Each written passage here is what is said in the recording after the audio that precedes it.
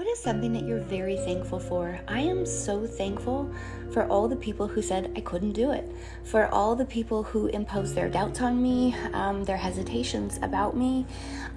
Those are the people that added fuel to my fire to achieve something very big.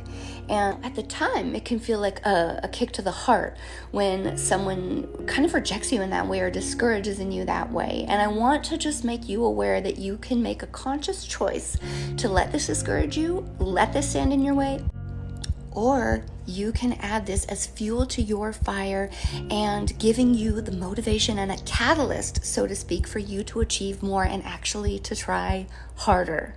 So the more of those sort of thought reversals that you can do, the higher your chances of success. And honestly, just the happier we'll feel, because in every given moment, we have the ability to interpret what is happening to us, and we have a choice to interpret it in a positive way or in a negative way. So be really aware of how you are interpreting things.